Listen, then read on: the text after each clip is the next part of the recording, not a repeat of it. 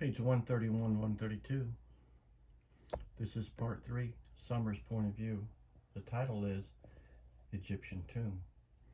Over the next month, August and I hung out a lot after school, either at his house or my house.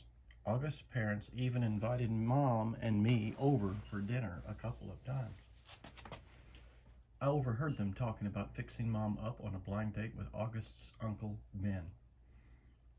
On the day of the Egyptian Museum exhibit, we were all really excited and kind of giddy.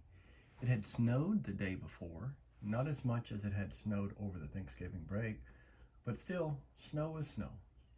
The gym was turned into a giant museum with everyone's Egyptian artifact displayed on a table with a little caption card explaining what the thing was.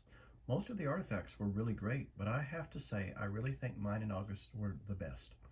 My sculpture of Anubis looked pretty real, and I had even used real gold paint on it. And August had made his step pyramid out of sugar cubes. It was 2 feet high and 2 feet long, and he had spray painted the cubes with this kind of fake sand paint or something. It looked so awesome. We all dressed up in Egyptian costumes. Some of the kids were Indiana Jones type archaeologists. Some of them dressed up like pharaohs. August and I dressed up like mummies. Our faces were covered except for 2 little holes for the eyes and 1 little hole for the mouth. When the parents showed up, they all lined up in the hallway in front of the gym. Then we were told we could go get our parents, and each kid got to take his or her parent on a flashlight tour through the dark gym. August and I took our moms around together.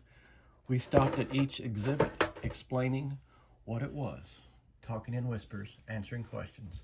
Since it was dark, we used our flashlights to illuminate the artifacts while we were talking. Sometimes for dramatic effect, we would hold the flashlights under our chins while we were explaining something in detail.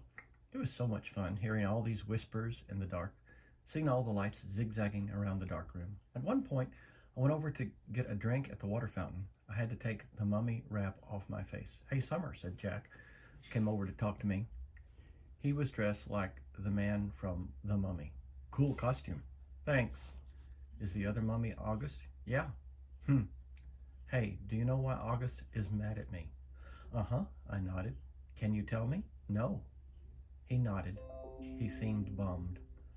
"I told him I wouldn't tell you," I explained. "It's so weird," he said. "I have no idea why he's mad at me all of a sudden. None.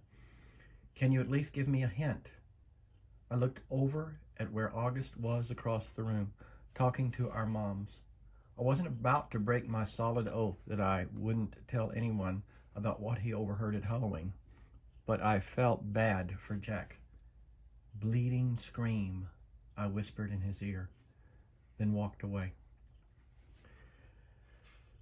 And that's the last lesson, the last story in part 3, Summer's point of view.